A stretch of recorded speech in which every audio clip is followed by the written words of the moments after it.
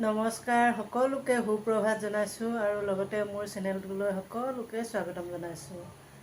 আজি ৰাতিপুৱা কাম বনখিনি কৰি মেলি লৈ গা ধুলোঁ, ধুই মেলি পূজা ঘৰত চাকি দিলোঁ, দি চাহ খালোঁ। সেইখিনি বাৰু দেখুৱাই নাথাকিলোঁ। তাৰপাছতে এতিয়া মই চুলিত আজি ৰং লগাম বুলি ভাবিছোঁ।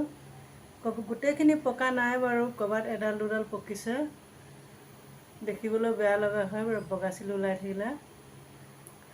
সেইকাৰণে ভাবিলোঁ আজি মই ঘৰতে এটা ৰং বনাম চুলিত লগাবৰ কাৰণে। মই কেনেকুৱানো ৰংটো বনাওঁ আপোনালোককো দেখুৱাম, চাব।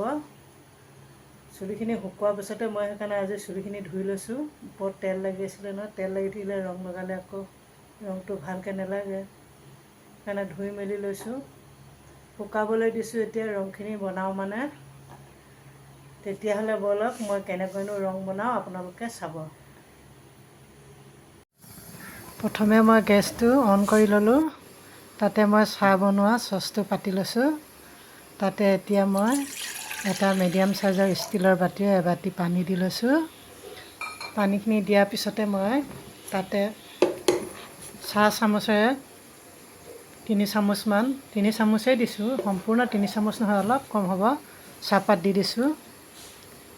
এতিয়া এইখিনি মই উতলিবলৈ দিম। ৰংখিনি বনাই থাকোঁতে ভইচ অভাৰ দিব লগা হ'ল, মটৰ চলি আছিল সেইটো কাৰণে। ভিডিঅ'টো স্কিপ নকৰাকৈ চাব, তেতিয়া গম পাব মই কেনেকৈ বনাইছোঁ। এনেকৈ মই চাহপাত দিয়াৰ পিছতে পানীখিনি অলপ মই উতলিবলৈ দিছোঁ। পানীখিনি উতলি চাহপাতখিনি অকণমান ডাঠ হোৱাৰ পিছতে মই বাতি এটাতে চাকি লৈছোঁ চাহপাতখিনি। চাহপাতখিনি থাকিলে আকৌ দিগদাৰ হৈ যায় নহয়, সেইকাৰণে চাকি ল'ব আপোনালোকেও। এনেকৈ মই চাকি মেলি ৰেডি কৰি লৈছোঁ।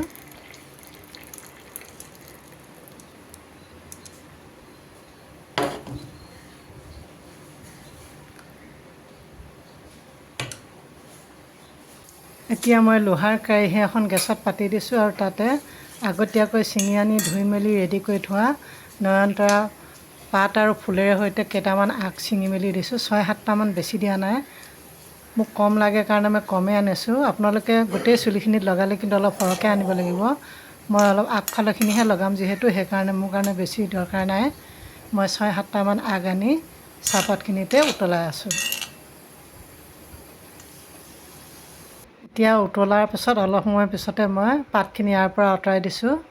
আঁতৰাই মেলি আকৌ পুনৰ সেইখিনি পানীখিনি কম হ'বলৈ দিম উতলি। মই এনেকৈ ৰংটো ঘৰত বনালে সদায় লোহাৰ কেৰাহী লওঁ। আপোনালোকেও লোহাৰ কেৰাহী ল'ব। লোহাৰ কেৰাহীত আইৰণ থাকে নহয়, সেইটো কাৰণে ভাল। যিকোনো পাত্ৰত বনালেও হয়, তথাপিও মানে লোহাৰ কেৰাহীখনৰ সমান হ'ব নোৱাৰে। লোহাৰ কেৰাহীত আইৰণ যেতিয়া থাকে, সেইটো কাৰণে বেছি ভাল হয়। সেইকাৰণে মই সদায় লোহাৰ কেৰাহী লওঁ।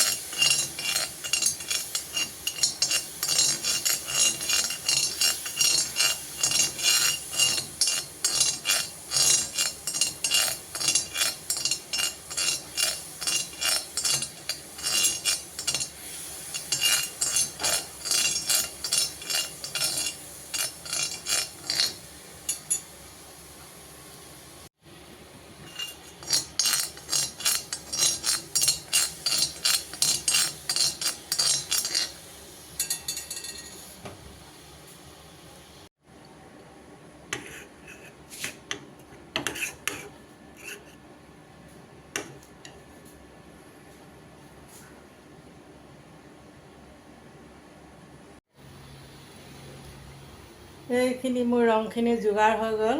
এইখিনি বেছি বনোৱা নাই, আগফালৰ অলপ জেগাতহে লগাম। সেইকাৰণে মই অকণমান বনালে মোৰ কাৰণে হৈ গৈছে। আপোনালোকে গোটেই চুলিখিনিত যদি লগাবলৈ বনায়, তেতিয়া অলপ সৰহকৈ বনাই ল'ব। মোৰ কাৰণে কিন্তু এইকণেই হৈ যাব, কাৰণ মই আগফালে এইকেইডালহে লগাম। তাকো ভালকৈ নলগালেও হ'ব, মাজে মাজে অলপ আছে। সেইকাৰণে মোক কম ৰং হ'লেই হৈ যাব। ৰংখিনি লগাবৰ কাৰণে মই এডাল ব্ৰাছ ব্যৱহাৰ কৰোঁ। এডাল ৰং কৰা মানুহে বাৰু চবেই ব্যৱহাৰ কৰেই এডাল চাগে। কিছুমানে বাৰু ব্ৰাছ লৈ ব্যৱহাৰ কৰা দেখিছোঁ মই কিন্তু ব্ৰাছে নলগাওঁ বাৰু, এইডালে লগাওঁ। এইডালে লগালে সুবিধা হয়, অলপ এনেকৈ বহলকৈ লাগে। এতিয়া মই ৰংখিনি আপোনালোকক লগাই দেখাইছোঁ। এইখিনি এনেকৈ লগাই গৈছোঁ।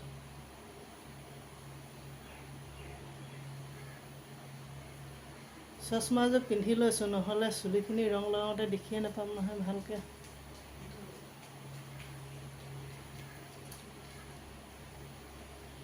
এনেকৈ ধুনীয়াকৈ লগাই যাব।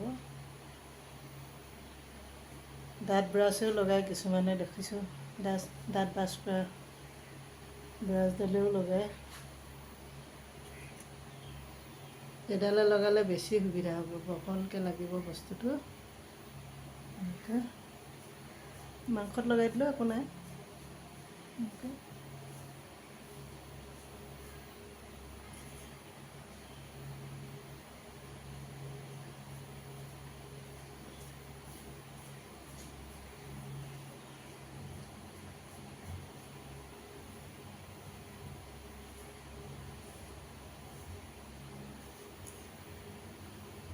এইবোৰ প্ৰাকৃতিক বস্তুৱে বনাইছোঁ, সেইকাৰণে টেনশ্যন নাই। কেতিয়াবা কিনি অনা ৰং লগালে কিছুমান মানুহৰ দেখোঁ গুটি ওলাই এলাৰ্জি হৈ যায়। মোৰ বাৰু কিনা ৰংটো লগালে সেইটো প্ৰব্লেম নাই। তথাপিও নিজে বনোৱা ৰংটো লগালে বেছি চিন্তা নাই আৰু। কিনাবোৰ কেতিয়াবা অলপ পকিলে লগাই দিলে গোটেইখিনিয়ে পকি যায় কিছুমানৰ। এনেকৈ মোৰ অলপ অলপ লগালে হৈ যায়। পিছফালৰখিনিতো নলগাওঁ, পকা নাই। এইখিনি আচলতে মোৰ নিজৰ ভুলৰ কাৰণে হ'ল। কিনা ৰং লগাইছিলোঁ দুবাৰমান, সেইকাৰণে পকিলে নেকি।